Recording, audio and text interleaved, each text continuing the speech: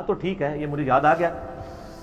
خضر علیہ السلام میں مسئلہ نمبر 13 بھی ہے، اس کے بعد بھی میرے مختلف کلپس ہیں، وہ آج کل ایک کلپ میرا وائرل بھی ہوا ہے، حضرت خضر علیہ السلام کیا زندہ ہے، تو اسی کانٹیکسٹ میں یہ سوال آیا ہوگا یقیناً۔ یہ سورہ آل عمران میں ایک آیت ہے، میں وہ آپ کو پڑھ کے سناتا ہوں، اعوذ باللہ من الشیطان الرجیم، جو میں نے دلیل کے طور پہ پیش کی تھی۔ بسم اللہ الرحمن الرحیم، آیت نمبر ہے 81۔ وَإِذْ أَخَذَ اللَّهُ مِيثَاقَ النَّبِيِّينَ، اور یاد کرو وقت جب نبیوں سے اللہ نے عہد لیا تھا، لَمَا آتَيْتُكُم مِّن كِتَابٍ وَحِكْمَةٍ، کہ جب میں تمہیں کتاب و حکمت دوں گا، یعنی نبوت، ثُمَّ جَاءَكُمْ رَسُولٌ مُصَدِّقٌ لِمَا مَعَكُمْ، اور پھر تمہارے ہوتے ہوئے رسول اللہ صلی اللہ علیہ وسلم تم میں آ جائے۔ یہ تعویل خاص کے اعتبار سے، تعویل عام میں کوئی اور پیغمبر آ جائے، ایک پیغمبر دعوت و تبلیغ کر رہا ہے، اس کی زندگی میں دوسرا پیغمبر بھی آ جائے تو کیا کرنا ہے؟ لَتُؤْمِنُنَّ بِهِ، تو تم نے ضرور اس دوسرے پیغمبر پہ بھی ایمان لانا ہے، وَلَتَنْصُرُنَّ، اور ضرور اس دوسرے پیغمبر کی بھی مدد کرنی ہے، جیسا کہ حضرت یحییٰ علیہ السلام نے حضرت عیسیٰ علیہ السلام کی مدد بھی کی اور ان پہ ایمان بھی لے کے آئے، ایک وقت میں دونوں پیغمبر تھے۔ قَالَ أَقْرَرْتُمْ، پھر اللہ نے کہا کیا تم تمام پیغمبر اقرار کرتے ہو اس بات کا، یعنی اللہ نے پیغمبروں کی روحوں سے کہہ دیا، وَأَخَذْتُمْ عَلَىٰ ذَلِكُمْ إِصْرِي، اور اس پہ میرا بھاری ذمہ اٹھاتے ہو، قَالُوا أَقْرَرْنَا، انہوں نے کہا ہم اقرار کرتے ہیں اللہ، قَالَ فَاشْهَدُوا، تو اللہ نے فرمایا پھر سب ایک دوسرے پہ گواہ ہو جاؤ، وَأَنَا مَعَكُمْ مِنَ الشَّاهِدِينَ، اور میں بھی تم گواہوں میں شامل ہو جاتا ہوں کہ اگر میں کسی کو پیغمبر بنا کے بھیجوں اور اسی کی زندگی میں کوئی اور پیغمبر آ جائے تو وہ اس پیغمبر کی مدد بھی کرے گا، اس پہ ایمان بھی لائے گا، یعنی یہ نہیں ہے کہ وہ اپنی خانقاہ علیحدہ کر لے اور وہ اپنی خانقاہ علیحدہ۔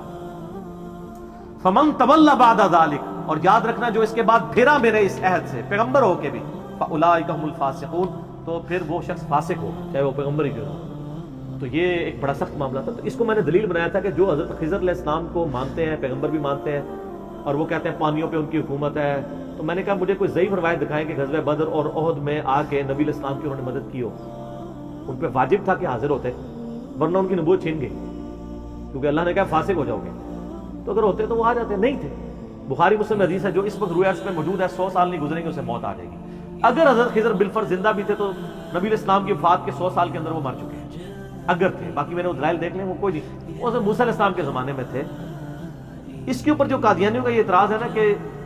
حضرت عیسیٰ علیہ السلام بھی فوت ہو چکے ہیں، اور وہ کہتے ہیں دلیل یہ ہے کہ حضرت عیسیٰ علیہ السلام اگر زندہ ہوتے تو آ کے غزوہ بدر و احد میں نبی علیہ السلام پہ ایمان بھی لاتے تو مدد بھی کرتے۔ سر وہ اس صورت میں کرتے جب ہم انہیں اس دنیا پہ زندہ مانتے ہوتے ہیں، ہم انہیں آسمانوں پہ زندہ مانتے ہیں،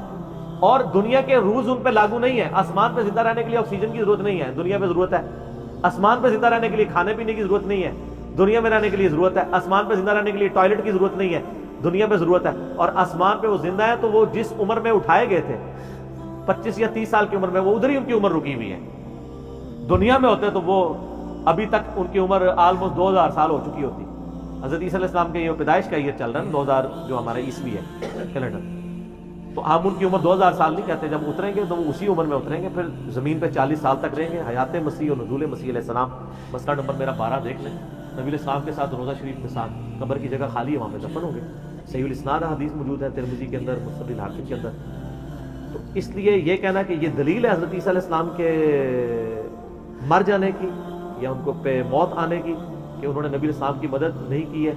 ادروائز ان کی نبوت چھین جاتی۔ ہاں اگر دنیا پہ ہوتے اور مدد نہ کرتے تو یقیناً نبوت چھین جاتی، لیکن ایسا ہوا نہیں، وہ دنیا پہ ہے نہیں۔ وہ تو پھر صحیح مسلم میں بخاری میں حدیث ہے کہ قرب قیامت میں اتریں گے، خنزیر کو قتل کریں گے، جزیہ موقوف کر دیں گے اور صلیب کو توڑ دیں گے۔ اور صحیح مسلم میں الفاظ ہیں تمہارے نبی کی سنت اور تمہارے نبی پہ جو کتاب نازل ہوئی ہے اس کے مطابق وہ فیصلہ کریں گے، ایز اے امتی آئیں گے، امتی نبی کے طور پہ نہیں، امتی کے طور پہ آئیں گے۔ نبی تو وہ پہلے سے ہیں، امتی نبی بھی ہم ان کو نہیں کہتے، کیونکہ امتی نبی مانیں گے تو نبی کے لیے ضروری ہے پھر وہ شریعت والا معاملہ بھی ہو، تو چونکہ وہ ہمارے نبی کی سنت پہ چل رہے ہیں وہ نبی الگ سے ہے، ادھر وہ امتی کی حیثیت سے آئیں گے، کیونکہ بخاری مسلم میں حدیث ہے کہ تمہارا کیا مقام ہوگا اس وقت کہ جب عیسیٰ ابن مریم تم میں اتریں گے اور امام تم میں سے ایک ہوگا، امام محمد بن عبداللہ المہدی، تو وہ ان کے پیچھے نماز پڑھیں گے، لیکن وہ ایک ہی نماز پڑھیں گے، اس کے بعد امام مہدی ان کے لیے مصلی چھوڑ دیں گے، پھر وہ مسلمانوں کی لیڈرشپ کریں گے، کیونکہ امام مہدی سے دجال قابو نہیں آئے گا۔ دجال کو قتل کرنے کے لیے بڑے لیول کی روحانی شخصیت چاہیے، تو جب دجال امام مہدی سے اوپر ہو جائے گا پھر اللہ تعالیٰ حضرت عیسیٰ کو بھیجے گا،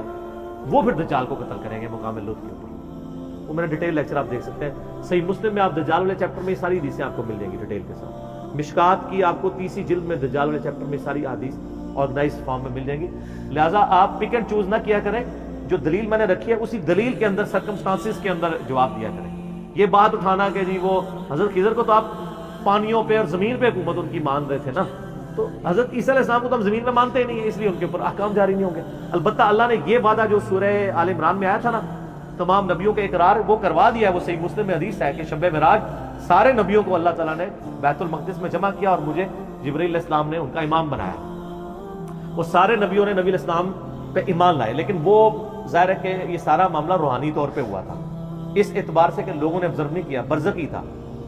اللہ نے ان کو جسموں کے ساتھ، روحوں کے ساتھ وہاں جمع کیا، لیکن وہ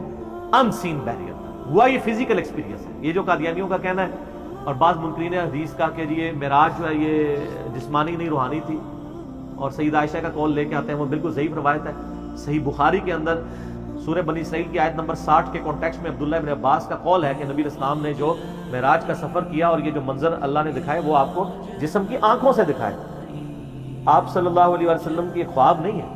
باقی معراج کے اوپر میرے ڈیٹیل لیکچر ہے، مسئلہ نمبر 126A-B-C، جسے شوق ہو تو وہ دیکھیں، میں نے ایک ایک چیز نیٹی گریٹی تک قرآن اور بخاری مسلم سے کور کی، ٹھیک ہو گیا۔